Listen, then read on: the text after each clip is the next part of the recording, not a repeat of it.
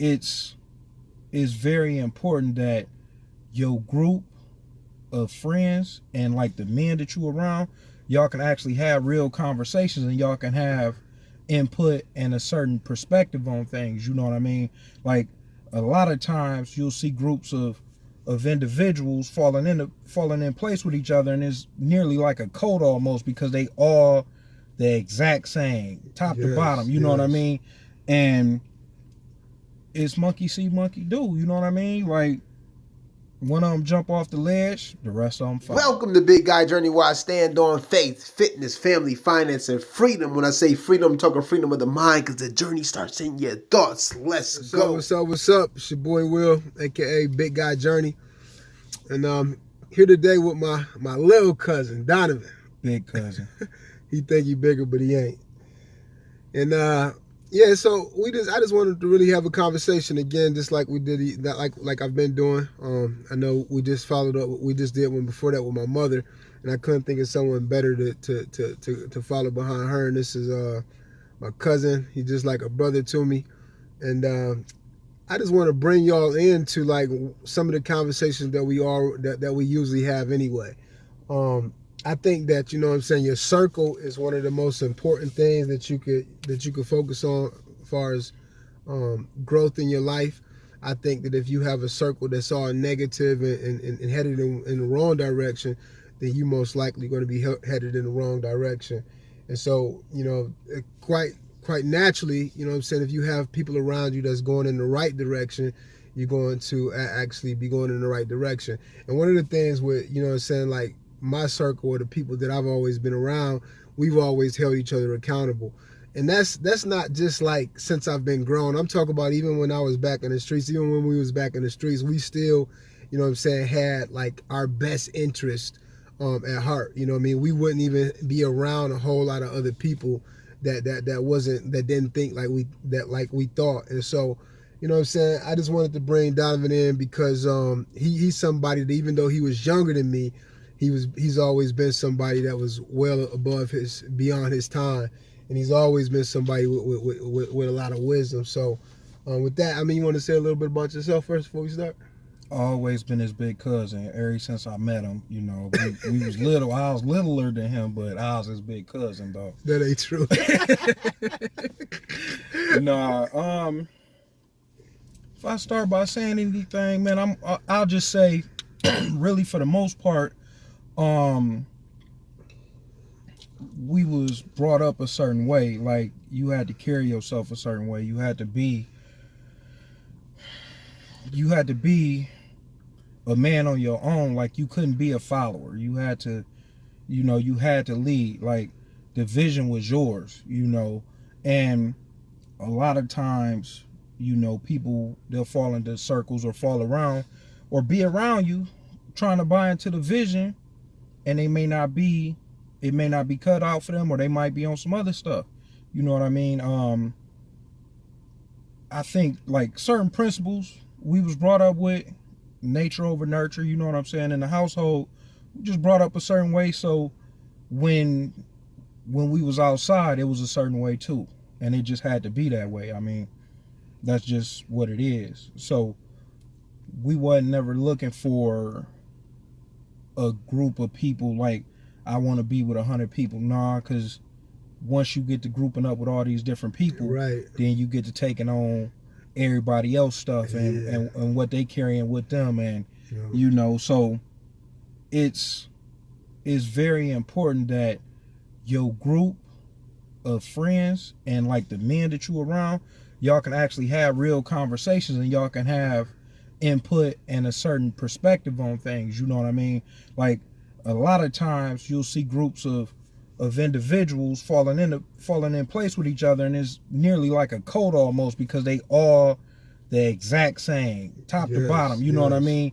And it's monkey see, monkey do. You know what I mean? Like one of them jump off the ledge, the rest of them follow. And Exactly. I mean, it's an easy thing to happen, and it consumes so many people. But you know, you got strong individuals around you that can stand on their own. Ain't no stopping it. You know what I mean? And that works in anything. just thinking about that, you know what I mean? I think you're absolutely right. And one of the ways that, you know what I'm saying, like you could think about that is like we really didn't have no yes man. Like, you know what I'm saying? Like nobody was just gonna follow just because the other one said it. You know what I'm saying? Like Right. that's just wasn't gonna happen. And it's kind of I don't know. This is probably a little bit too deep. You know what I'm saying? But I mean, we said we being transparent, so I just kind of want to tell this little story. But I remember one time, um, one of the people in our groups, you know what I'm saying, was talking about this female that he was messing with, and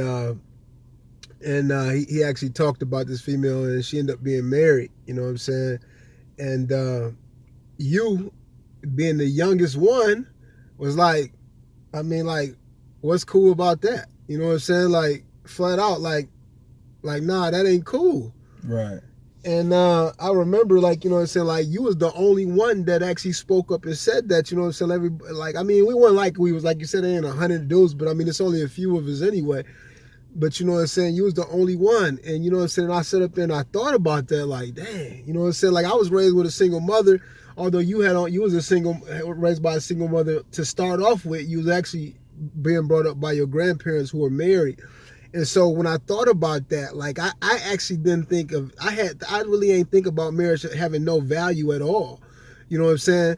But you, because you had saw it different, you were able to say like, nah, that ain't cool.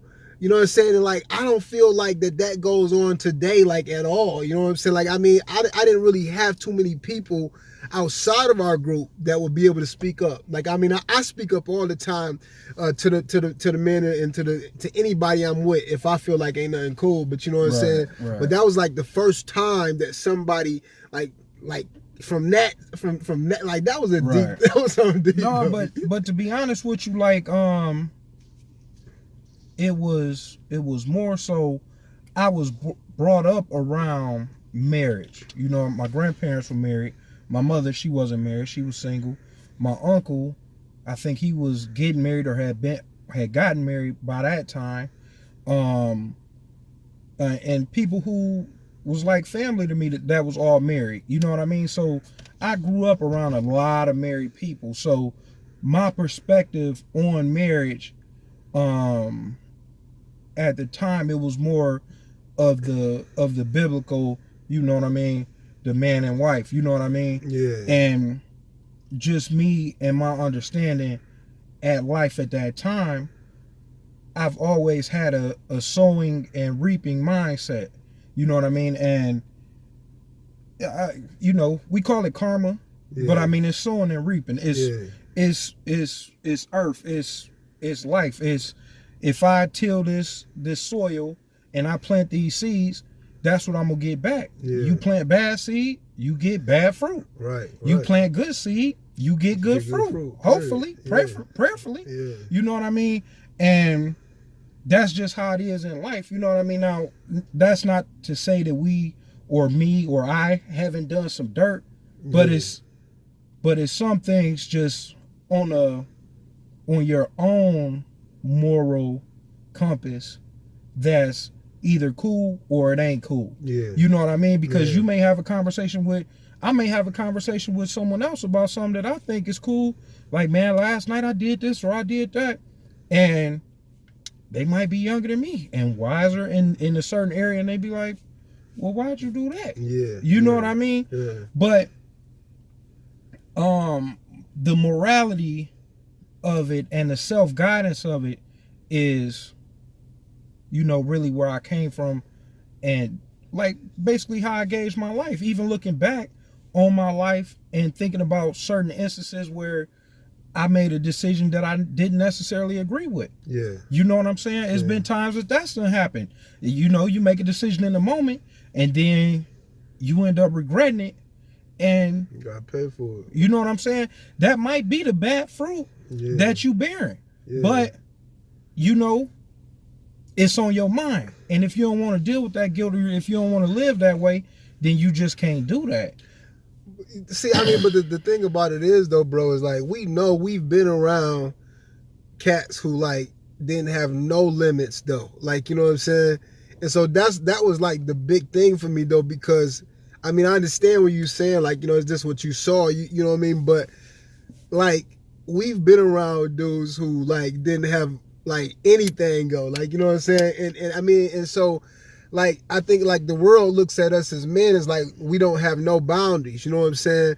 And so that's what I mean. Like that's why I've been so appreciative of the people in my circle. And I tell people all the time, like, I ain't used to that because like we had boundaries, like you know what I'm saying, like we uphold certain ways.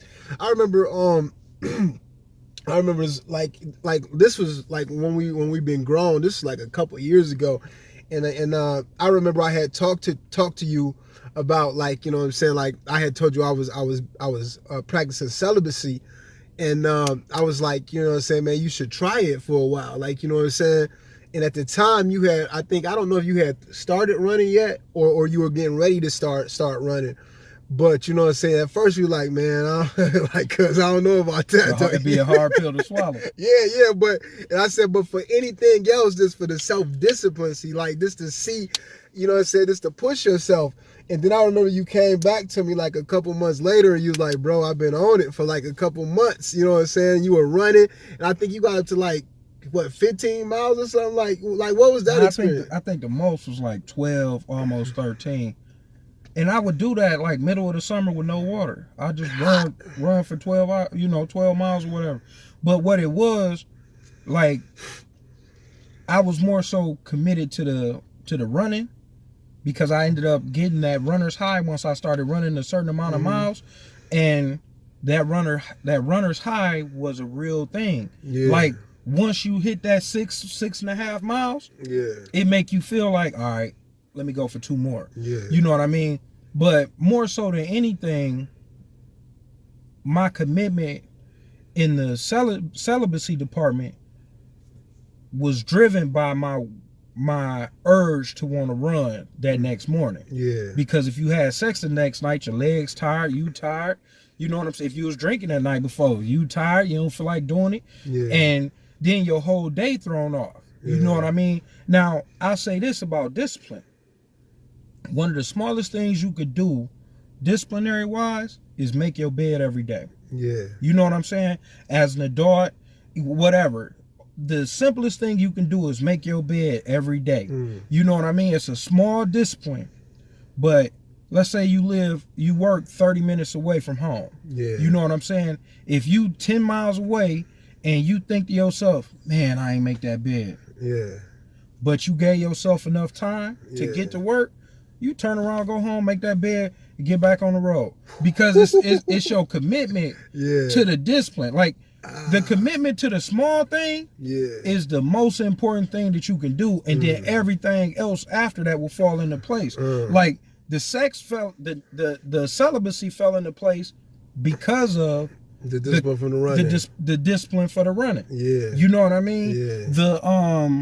The not wanting to drink was a discipline of the running. Yeah. You know what I mean? The not eating certain stuff. You know what I mean?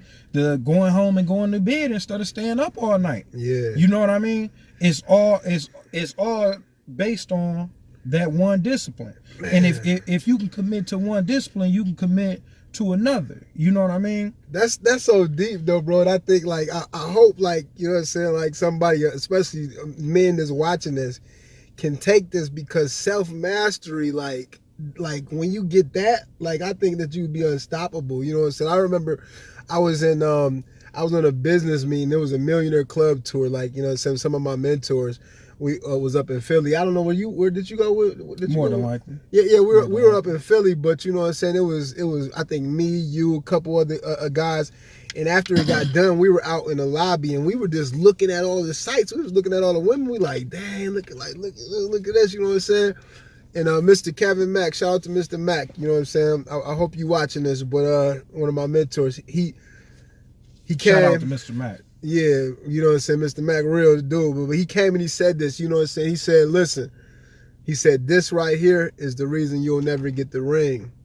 And he was talking about, like, in the company, you know what I'm saying, that we were in, like, he was $1 million club ring earner. And so he was like, that's why you'll never get that, because you can't, like, discipline yourself enough to like all of that noise need to be cut out. You know what I'm saying? Self-mastery, focus on your goal, focus on your purpose, focus on your mission. A gentleman this the other day was telling me I needed to read this book called the Superior Ways of the Superior Man. Yeah, I got that book I actually got it. I started reading. I'm on chapter, I think I don't know, I'm probably like 4 chapters in, but I mean, it's some good content. You ready yet? I haven't read it yet. I probably ended up losing it in the fire, man, to be honest. I have to go home and look. But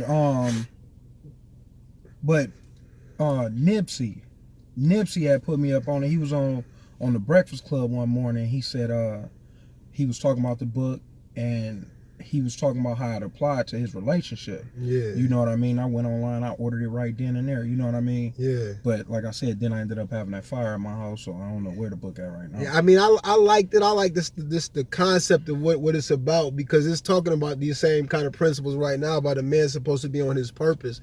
And so much so, my boy Gabe called me from lockup, and he called me today.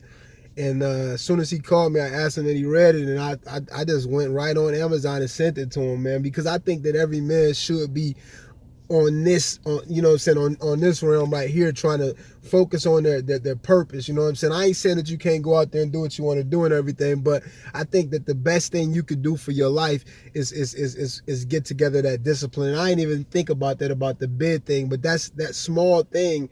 I think that could go a long way, and that may be something I definitely want to you know what I'm saying, what I want to incorporate. You know what I'm saying? Right. Yeah. But more so to your point, the discipline of it all. You know, I think it's important that we have a vision.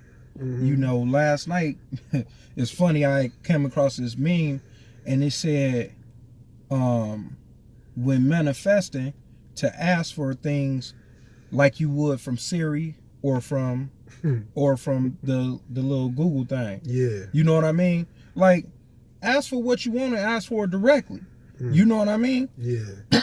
When you building your vision of what your life should be, it should be as detailed, if not more, as an actual picture taken with a digital camera. Yeah. You know what I mean? It should really be that in depth and ingrained. You know what I mean? Whereas if somebody asks you about the third shelf down next to the sink in your kitchen, in your dream home, Yeah. what's in there? The third cabinet down, what's in that drawer right there? Yeah. Man, it's full of, it's got the little dry towels and the hand towels and the dish towel. You know, it got the little towels in there. You know what I mean? But what color are they? Are they white with blue trim? Yeah, I picked them out from Target, or I got them from you know, wherever. I got them from Macy's, or I got, you know, wherever you get your towels from. Yeah. But the detail will make you get to that point. You know what I mean?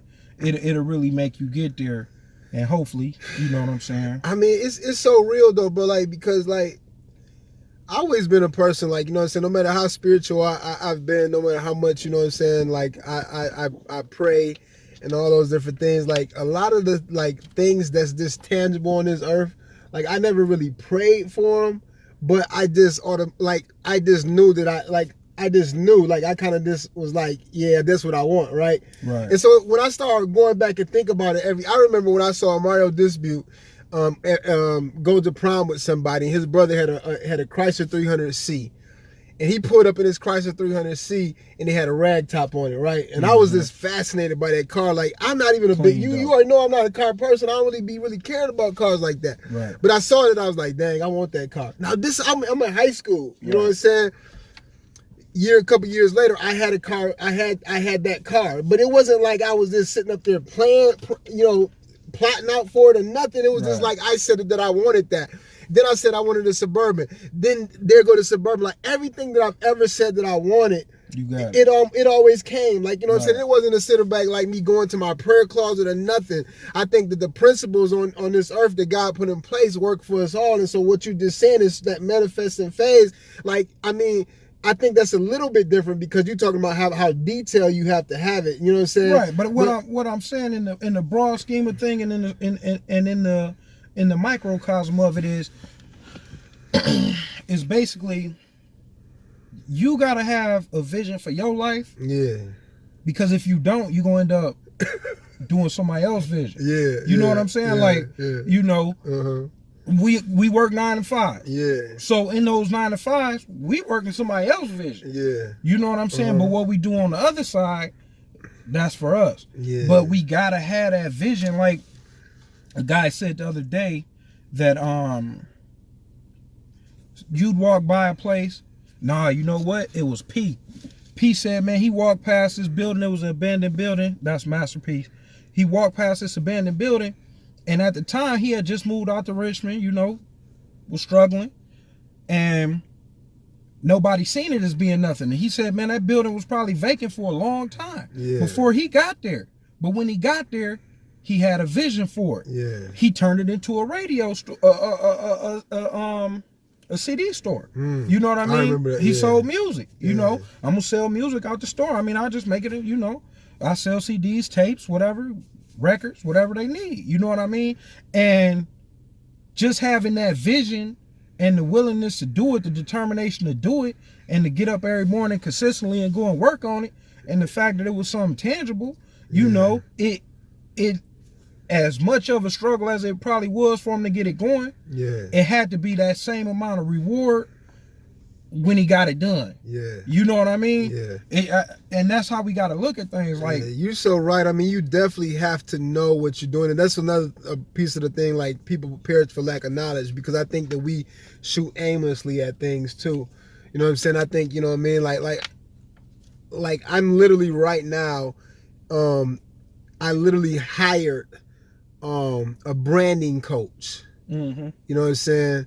For speaking and everything, right? But you need it. Because I need that in You order need to it. take me to the next level. Because I mean, I'm just doing things aimlessly, and that's not gonna get me nowhere. There's so many different things that he talked about that I did not know. That I'm like, dang, if I just tweak this, if I just tweak that, it can make the world of difference. You know what I'm saying? If you wanted to hit home runs, you get a batting coach. Yeah. If you wanted to be a better basketball player, you get a coach for offense, you get a coach for defense. Yeah. If you want to play tennis, you get a coach for that. Yeah. You know what I mean? Yeah. Like the if you want to play golf, you're gonna get a coach for that. Yeah. We just need mentors in life to get Yeah. us through from wherever we at Ooh, to the place this that we real need right here. This to is the place real. that we need to go. Yeah. I mean, really, if someone could shorten up your learning curve, Yeah. so your learning curve, let's say it took 10 years or 10,000 hours, like they say, right? Yeah. 10,000 hours. Say your learning curve would take 10,000 hours, right? Yeah. So you just starting out, that 10,000 hours, over the course of that 10,000 hours, you may make 100,000, right? Mm-hmm. But it's mentors out there, it's people with programs that can teach you things, it's shortcuts, Yeah. and they might be making $1 million, $2 million a year Yeah. right now. You Yeah. know what I mean? Imagine if you could get a quarter of that, so you get to 250,000. Yeah, right. You at 250,000, would they help? And it ain't take you 10 years to get there. Right. But by the time you get to the 10th year, you probably making 100 million a year. Yeah. You know what I'm saying? Because they shorten your curve up that much. Yeah. You know what I mean? Knowledge is power, of course, Yeah. but knowledge applied is a Applied force knowledge is a force to be yes. reckoned with. Yes, You know what I mean? And that's just the truth I of it. always said applied knowledge is power. So yeah, you're absolutely right. Real quick, and this is the last thing on this topic right here. My sisters, both of them said that they were going to save a certain amount in a year. One of them said, I'm going to save $5,000 this year. The other one said, I'm going to save 10. At the end of the year, the one saved 5 and the other saved 10. The one that saved 5 was like, dang, I just should have said that I was saving 10. And then you would have had 10. And she would have had 10. So that's the clue right there. Man, you know really, what I'm saying? really, I mean, that's how it is sometimes, though. You know what I mean? Yeah. Like what you set out as your vision, you can obtain it. Yeah. You know, Yeah. it just take time and take dedication and take that hard work. Yeah. You gotta put that work in. Yeah. Oh, yeah.